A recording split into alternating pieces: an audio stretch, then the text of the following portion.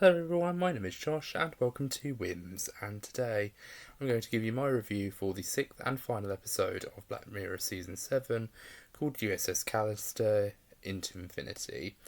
And this particular episode is a sequel to the Season 4 premiere episode, USS Calister, which pretty much is a story that's sort of a cautionary tale on creating cloning technology coupled with an element of sort of almost like this toxic masculinity kind of thing, with this almost, Harvey Weinstein-ish kind of predatory edge to it. And it's a very disturbing episode, but on the whole it's a light-hearted and appearance-looking episode which has very dark implications, all the things I mentioned above. And it was a good episode. It was very well made, it was very thought-provoking, it was very dark in a lot of places and very sinister. It kind of felt like it lifted a lot from the Twilight Zone episode where a boy called Timmy basically has all the adults in his life do all sorts of things for him, and if he doesn't get what he wants, or if an adult talks back, he does something horrible to them, kind of thing. It's almost like a Black Mirror version of that scenario, but except instead of a small child, there's a man-child named Robert Daly. So USS Calister basically follows on from that particular episode, which ended on a much more light-hearted note, where the clones were able to break free from Robert Daly's control and go out from his system into the world of the wider web, the internet. And what have the residents of the USS Calister been up to since that episode? Well, they've been surfing the internet, literally going from planet to planet, inviting gamers into the game of USS Calister Into Infinity, and they have been basically robbing players without a name tag, and they've been stealing their currency so that they can fuel their ship, their credits, so that they can steal their ship. But what's also happening, because there's two very different narratives going on whilst the story is taking place, and this is another episode where there's sort of like dual narratives going on, one of which is going on inside the game and the other one is going on outside in the real world. What's going on outside in the real world is that Nanette Cole, who is also the captain of the USS Calister in the game, she in her real world is going back to work, and she finds out that Robert Daly has been killed, and that someone is blackmailing her with very lurid photos of herself to be posted online, saying that if you don't get a certain type of technology from Robert Daly's office, we will expose all these different, videos and photos that you've got here out into the web. So she's pretty much been pinned into a corner, but she goes back to the office and she tries to get this information, and she finds the DNA swabs that Robert had taken during his time in the original USS Calister, including the swabs for all of his work colleagues, including Packer, Dudani, Talaska, Nanette Cole, and James Walton, who's sort of like the co-CEO or the main CEO since Robert Daly's passing. And what James does when he finds out about this is he kind of reacts like, I don't want to actually say it because there's a certain real life celebrity YouTuber who kind of gives me a sort of James Walton vibes. McBeast. He sort of gives me McBeast vibes, where he's kind of like saying that, oh, I didn't know this person was capable of these things, I'm shocked. And it's like, yeah, he just gave me those sorts of vibes when he was reacting to what Robert Daly had done. Although he probably did feel genuinely creeped out when he found out that one of the swabs that he had taken to put into the game was in fact the swab of his son Tommy. And then, if just of course to add further insult to injury, they show us the flashback of Robert Daly putting his son into the airlock, the DNA cloned version of his son into the airlock, and basically throwing him out into deep space. That was a very traumatic moment, and I thought, yeah, this guy's going down because he deserves it. He's murdered a child, so he deserves everything he gets.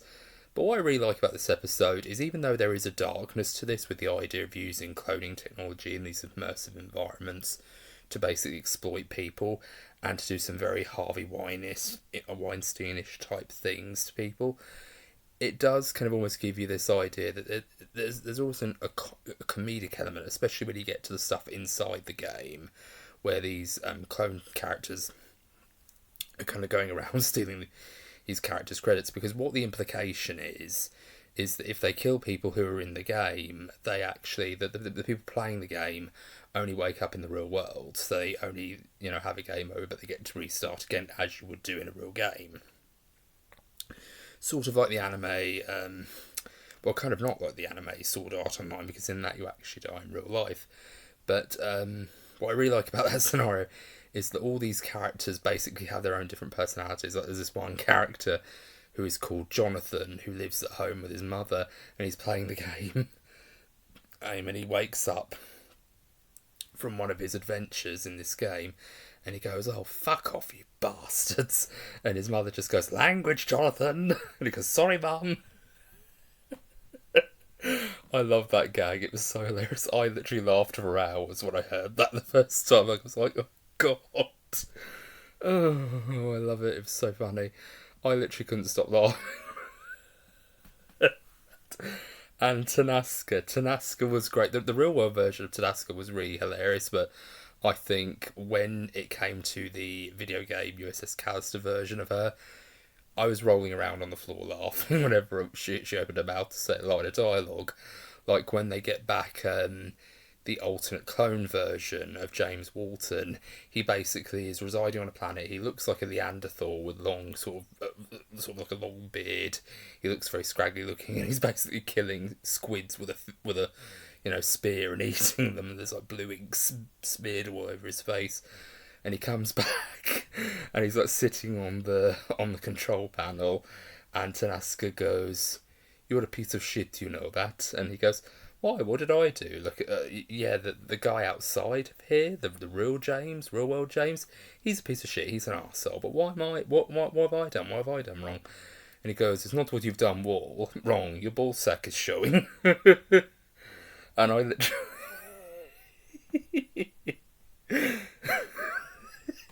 Because he's literally got like a loincloth on, and I thought hilarious. But what the actual story is, by and large, is that Nanette Cole finds out that James Walton has been conspiring to use cloning technology with Robert to effectively, create this immersive experience.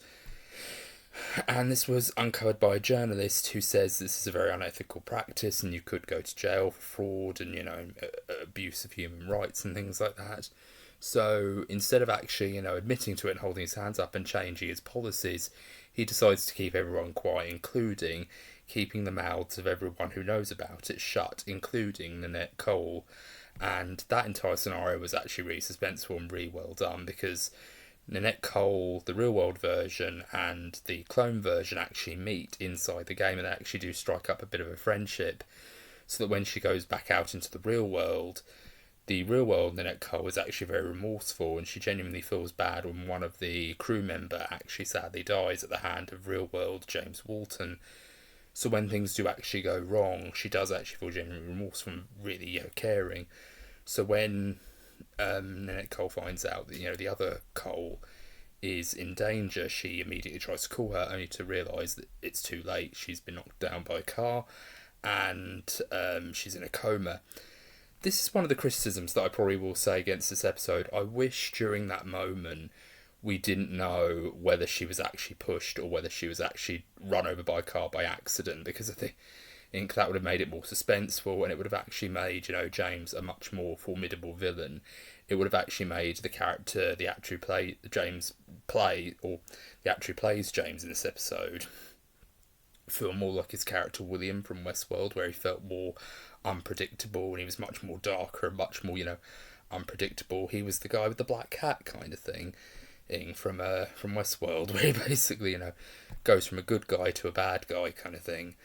But I'd have actually loved it if they kept that scene out and deliberately made you sort of think, well, did he actually kill?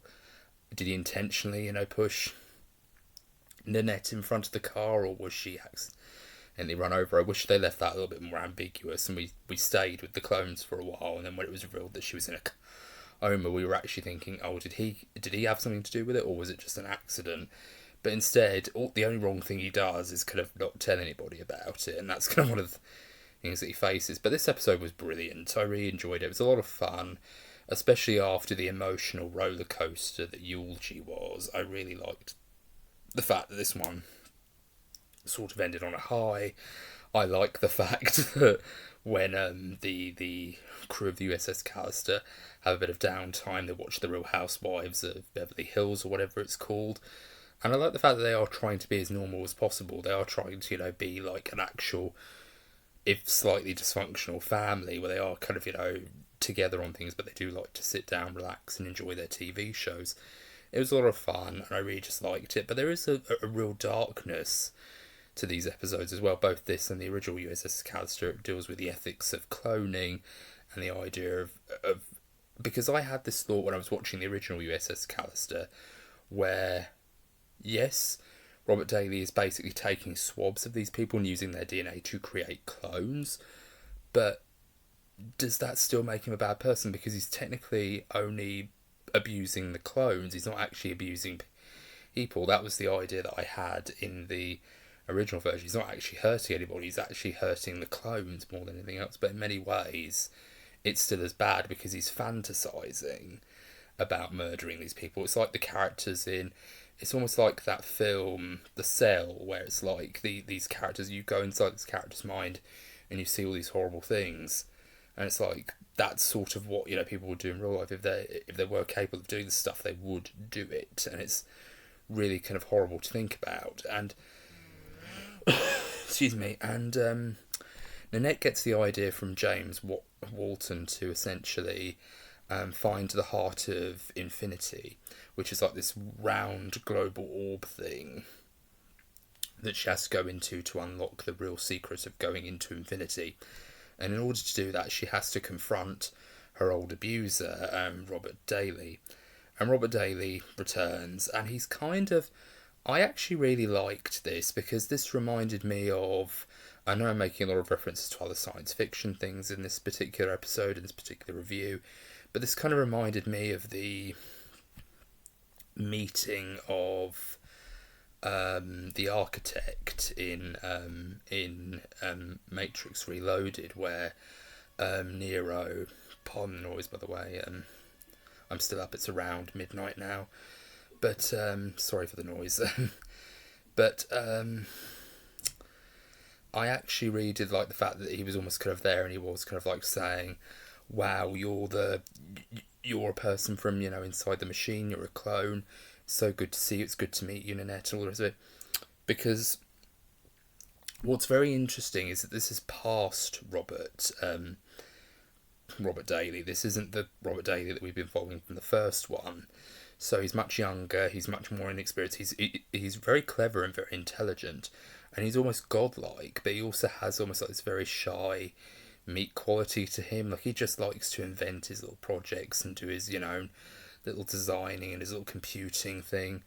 And it's actually kind of very sad until they do this very creepy edit where the camera just sort of tilts and you just sort of see him staring at her, and it's like I literally had a moment where I literally went back in my seat. I was like going, oh, that was actually like a really good jump scare. Like, that's probably how a person who has gone through abuse would react when they're confronted with their attacker. They'd be constantly on edge, thinking to themselves, what am I going to do? How am I going to do this? Am I ready for this? I'm not ready for this. I am ready for this. No, I'm not ready for this. Kind of going back and forth. And it was very well played. I think both actors in that scene did a very good job of selling both his starstruck element of the fact that he's confronting or looking at a specimen of his cloning technology from the far distant future, but then he's also got to react to the fact that she's telling him the story of what actually happened to get her here, and she says, oh, you weren't always a nice person, and he goes, wow, I can't believe I did those things, I'm not that kind of guy, I'm a really nice guy. And I love that moment because it really goes to show that he is genuinely quite shocked about it, but then he kind of turns and he's like, saying things like, oh, if you stay here, I'll take care of you, and we can, be together always. And he says things like, oh, I'm just lonely, I just need someone. Nanette's like saying, I understand that you're this way, but you can't do this to people, you can't make this sort of reaction. and he gets angry and frustrated and he starts telling her to shut up and things like that. That was a very intense sequence, but it was very well done. And then it sort of leads to this really wonderful climax where she's looking through these old discs, like these old, square discs that she's trying to put into the machine, and she's like going, "Label your discs, arsehole." Little things like that would just make me laugh, and it really does a good job, because what I like about this film, this particular episode, it is technically a film because it was written to be a feature-length episode. But what I really like about this episode is I think Charlie Brooker really understands that sort of Marvel-esque style of humour where it's like exposition, suspense and intensity followed by a joke. But he does it in a way where it doesn't distract from the suspense, nor does it distract from the tension, because what's happening while she's looking through these old square discs is her friends are in danger from being eliminated from the game and thus dying, non-existing. So when she actually is looking through these discs, you are kind of intense, but then you're also kind of laughing at little comments that she makes, like, "Label your discs, arsehole," and things like that. But you really do feel like she really cares about these people. Like I said, the USS Calister team have become almost like her family. So when she actually finds herself in a position where she has to take care of them, or when any of them die, she feels the weight of that responsibility because she's the captain. And when you're the captain of a ship, you feel the weight, almost in the same vein as, again, I'm sorry I'm making all these references to science fiction things. It's kind of like at the end of Wrath of Khan, Star Trek, when Spock sacrificed himself when he finds out that the bomb's about to be detonated, or he's about to be gassed, and he goes inside the gas chamber to sort of sacrifice himself within the Enterprise. And a lot of people say in that moment that, Spock didn't technically understand human emotion in that moment. He thought, it was like the logical conclusion, because he always thinks about logic, he never thinks about human emotion. What's logical for the mission as opposed to what a human being would do. But I'd like to think he changed his programming. He thought, he really cared about Captain Kirk. I digress, I'm going off on a science fiction tangent there.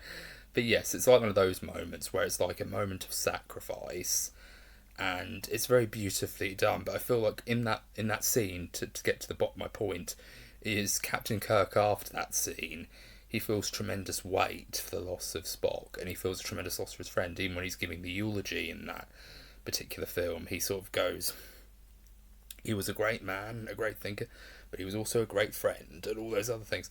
And I know he tries to look stoic, but you can tell the emotion and the weight of watching his friend die and not being able to do anything really got to him.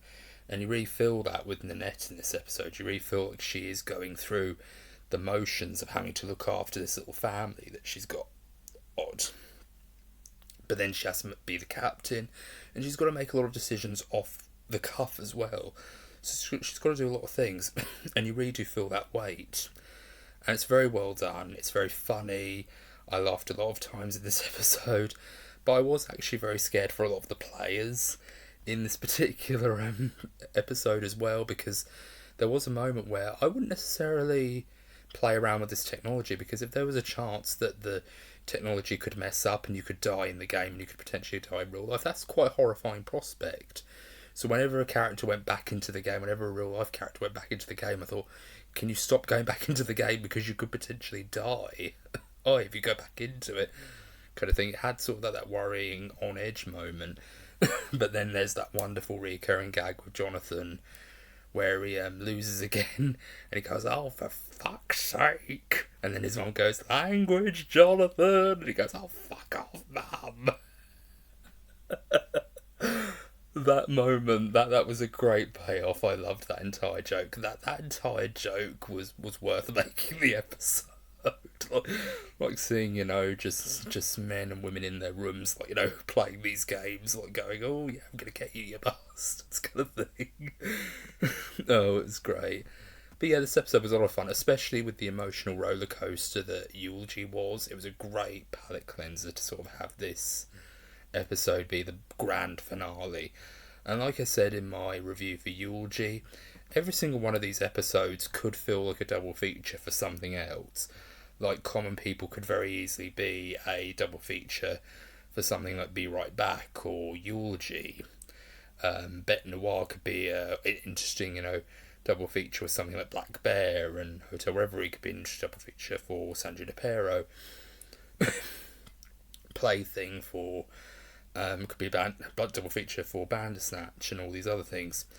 And then of course you've got USS Calister and USS Calister Into Infinity as a double feature, because they are literally two stories, being played back to back, and it was really well done. It was a very fun episode. It was a very fun season overall, and I think if you do get the opportunity to watch the entirety of Black Mirror, it's definitely well worth it. I think going through every single one of them, it's great. It's a great show. It still has a lot going for it. It was a little bit of a slump last season where there was more a mixed bag, but I felt that this entire season has always given me something to think about and always ponder, and I think that's something that Black Mirror has always done very well, and I look forward to seeing what Charlie Brooker does next. So that's been my review for Black Mirror, the entirety of Season 7. Let me know down in the comments what your favourite episodes were. Give me a list of all your favourite episodes this season, from worst to best, or from 1 to 6, or something like that. What were your favourite episodes from 1 to 6, or what have you? Give me a list of your favourite episodes this season. And if you could, try to put them all together in a little, list of episodes from every season, possibly. I don't think you could do that, but if you can, I'd like to know your thoughts. But yes, let me know what your favourite episodes were this season, and what was your favourite season overall on the whole. But I hope you enjoyed this review. I've been Joshua Williams. Take care, bye for now. And if you like this video, please be sure to give it a thumbs up. And if you want to see more videos, please subscribe for more. I hope you're all having a very good day. Take care, bye for now.